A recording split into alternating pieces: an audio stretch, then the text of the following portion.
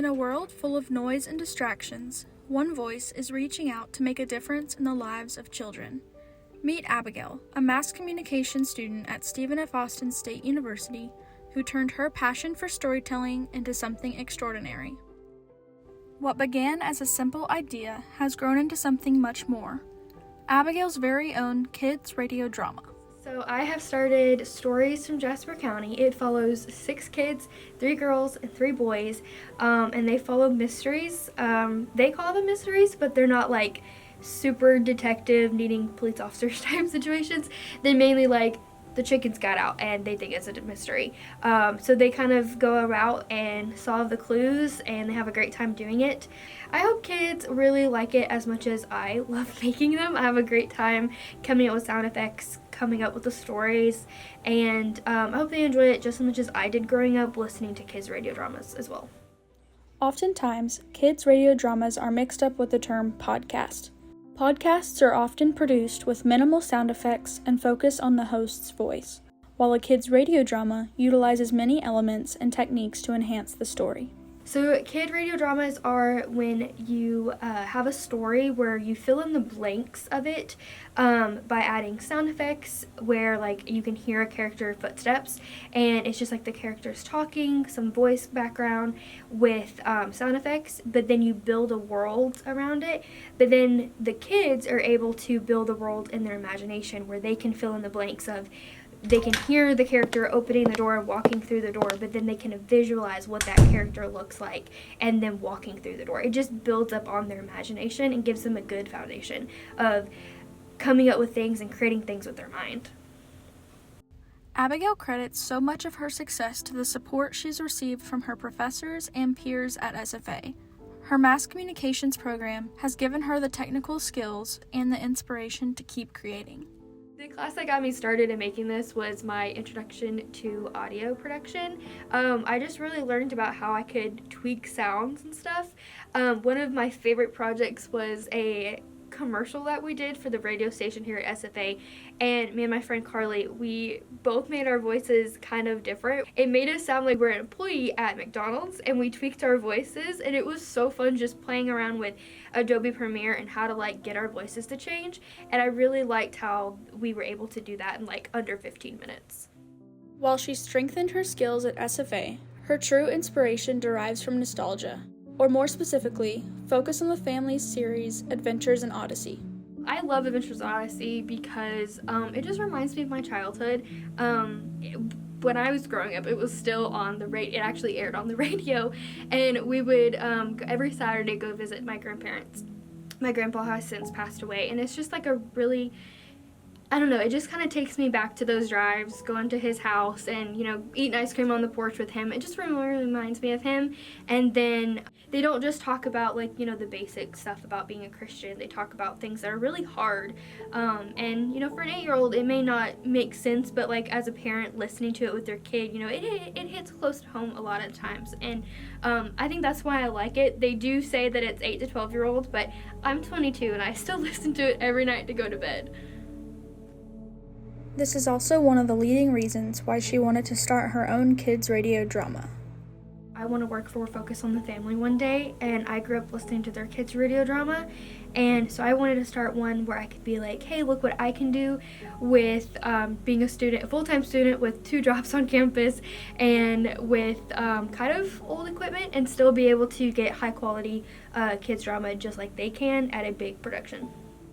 Because she is a full-time student and running a kids' radio drama, along with 2 campus jobs, Abby explains some of the challenges she has had to overcome.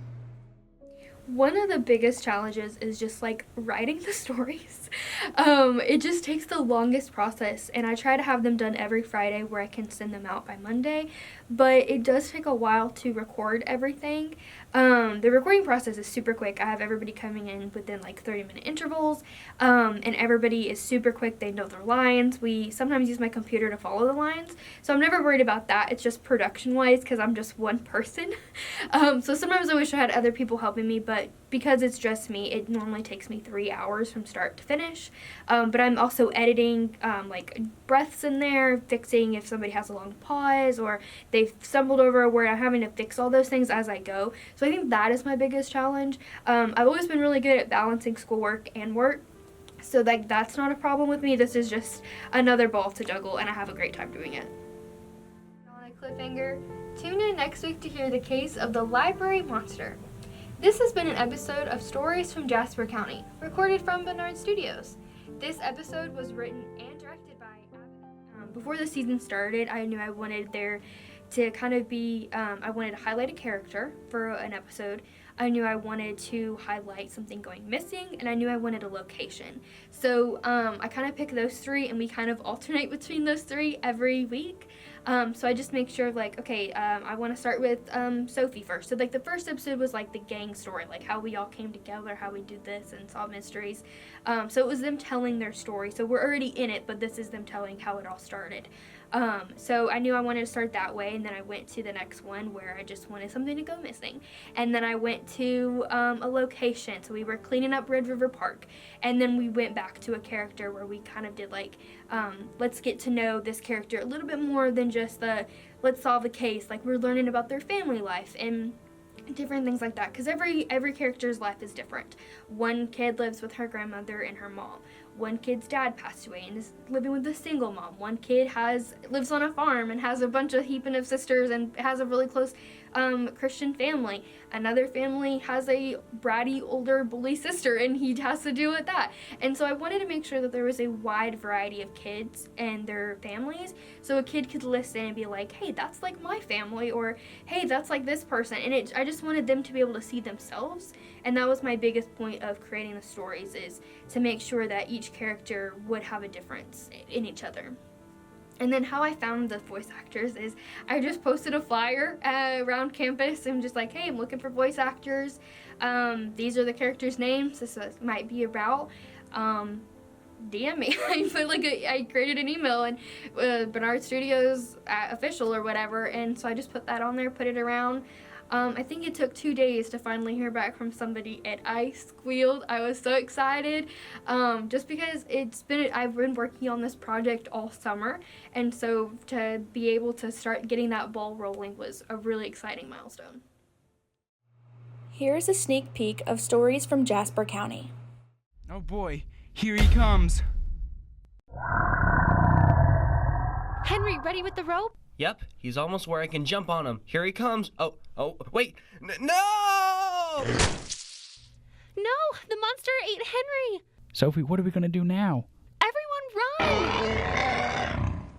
Go!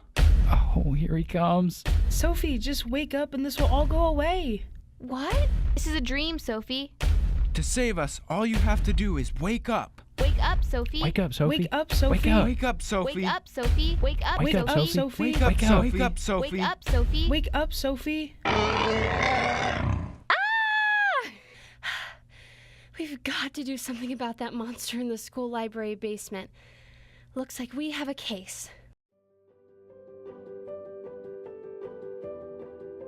Abigail shared with me that she has a lot of big plans and ideas that she is working towards bringing to life. To keep posted on her current and future work, you can visit Barnard Studios Official on Instagram and YouTube. Abigail is proof that no matter where you are in life, a little bit of creativity, hard work, and a lot of heart can take you far.